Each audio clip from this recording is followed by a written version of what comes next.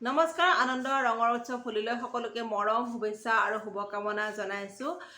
এই ফাগুনৰ বতাহ আৰু ধূলিয়ে চাৰিওফালে ইমান বেছি ধূলি উৰি আছে যে সকলোফালে মানুহৰ গা বেয়া, চৰ্দি, জ্বৰ, টনচিল এনেকুৱা হৈ আছে।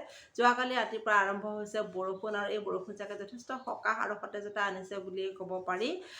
হোলীৰ সময়ত সাধাৰণতে নামনি অঞ্চলৰ বৰপেটাৰ এটা ফেমাছ ডিছ হৈছে ৰাঙাডিমা আৰু আলু ভাজি। বৰকেন্তে আজি ৰাতিপুৱা ব্ৰেকফাষ্টত বনাবলৈ গৈ আছোঁ ৰাঙাডিমা আৰু আলু ভাজি মই মোৰ পদ্ধতিৰে।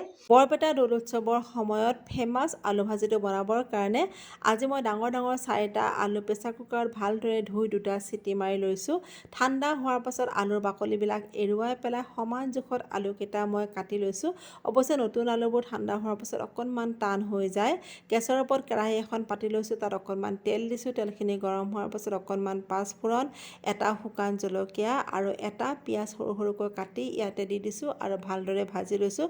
তাৰপিছত ইয়াতে দি দিছোঁ এটা বিলাহী দিলে অকণমান কালাৰটো ধুনীয়া হয় দেখিবলৈ। তাৰপাছত মই এখন ঢাকনি লগাই দিছোঁ আৰু কিছু সময়ৰ পাছত ঢাকনিখন গুচাই পেলাই ইয়াতে খুন্দি লোৱা আদা নহৰু অকণমান দি দিছোঁ। মই অৱশ্যে নাজানো যে বৰপেটা সত্ৰত এই আলু ভাজিটো কেনেকৈ বনায়। এয়া অকল মই মোৰ পদ্ধতিটোহে বনাবলৈ গৈ আছোঁ। আৰু ঢাকনিখন গুচাই পেলাই দি দিছোঁ অকণমান হালধি। তাৰপাছত এয়া আকৌ ভালদৰে মই লৰাই লৈছোঁ। ইয়াত দি দিছোঁ অকণমান পানীখিনি দিলে সাধাৰণতে মছলাখিনি তলত লাগি নধৰে আৰু বিলাহীখিনি সোনকালে সিজাত সুবিধা হয়। দি দিছোঁ অকণমান জিৰা গুড়ি আৰু অকণমান ধনিয়াৰ গুড়ি। আকৌ ভালদৰে লৰাই পেলাই ঢাকনিখন লগাই দিছোঁ। ইয়াত দেখিছেনে লাহে লাহে মছলাৰ তেল এৰিবলৈ আৰম্ভ কৰিছে আৰু বিলাহীখিনিও প্ৰায় সিজি গৈছে। এতিয়া ইয়াত দি দিছোঁ কাটি থোৱা এই আলুখিনি আৰু এইখিনি এতিয়া মই খুব ভালদৰে লৰাই দিছোঁ। যদি আপোনালোকে জানে বৰপেটা সত্ৰত এই আলু ভাজিটো কেনেকৈ বনায় তেতিয়াহ'লে মোক কমেণ্ট কৰি জনাবলৈ নাপাহৰিব। আৰু সোৱাদ অনুসৰি দি দিছোঁ এয়া নিমখ। ভালদৰে লৰাই পেলাই এতিয়া আকৌ ঢাকনিখন লগাই দিছোঁ। মাজতে মই অকণমান গৰম পানী দি দিছোঁ আৰু সেই গৰম পানী দিয়া ভিডিঅ'খিনি মই আপোনালোকক দেখুওৱা নহ'লে। এইখিনি একেবাৰে পানী শুকোৱালৈকে মই ভাজি থাকিম। কিছু সময় লৰাই পেলাই এয়া আকৌ ঢাকনিখন মই দি দিছোঁ। আজিৰ পৰা 2 বছৰ আগতে মই বৰপেটা সত্ৰৰ দৌল উৎসৱত যেতিয়া গৈছিলোঁ প্ৰায়ভাগ দোকানতে এনেকুৱা ৰাঙাডিমা আৰু আলু ভাজি দেখিছিলোঁ। প্ৰথমবাৰৰ কাৰণে ভাবিছিলোঁ প্ৰত্যেকখন দোকানতে ৰাঙাডিমা আৰু আলু ভাজি কিয়নো আছে। ইজনক সিজনক সুধি পেলাই গম পালোঁ সেয়া হেনো ফেমাছ, সকলোৱে খায়। আৰু একেবাৰে শেষত এয়া দি দিলোঁ অকণমান কেঁচা ধনিয়াৰ পাত, যিহেতুকে আমিও প্ৰথমবাৰৰ কাৰণে দেখিছিলোঁ আৰু আমিও সেই ৰাঙাডিমা আৰু আলু ভাজিৰ সোৱাদ লৈছিলোঁ। আৰু আনপিনে এয়া ময়ো ভাজি আছোঁ কণী। এইটো হয়তো সকলোৱে জানে, সেইকাৰণে ৰেচিপিটো মই দিয়া নাই। আৰু তাৰপাছত ঢাকনিখন গুচাই পেলাই এয়া পৰিৱেশন কৰিবলৈ গৈ আছোঁ।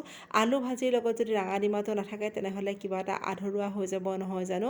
আৰু সেই সময়ত আমাৰ চাগে ৰাঙাডিমা আৰু আলু ভাজি মিলাই পেলাই প্ৰতি প্লেটত 50 টকামানকৈ লৈছিলে। সেই সোৱাদটো জিভাত এতিয়াও লাগি আছে। সেয়ে আমি আজি আকৌ হোলী বুলি এই ৰাঙাডিমা আৰু আলু ভাজি জুতি ল'লোঁ। আপোনালোকে বৰপেটা সত্ৰত নোযোৱাকৈ ঘৰতে বহি এনেকৈ ৰাঙাডিমা আৰু আলু ভাজিৰ সোৱাদ ল'ব পাৰে। আপোনালোকৰ হোলী বা ফাকু ল'লে এলাৰ্জি উঠে নেকি বা ছালখনত বা স্কিনত কিবা প্ৰব্লেম হোৱা দেখিবলৈ পায় নেকি?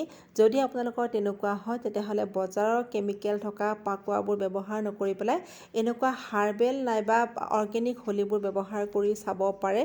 সম্পূৰ্ণ প্ৰাকৃতিক উপাদানেৰে বনোৱা হয় আৰু কোনো ধৰণৰ কেমিকেল নাথাকে। ইয়াত খুব বেছি ভাল হয়। আপোনালোক সকলোৱে অৰ্গেনিক হোলী ব্যৱহাৰ কৰি হেপী হোলী।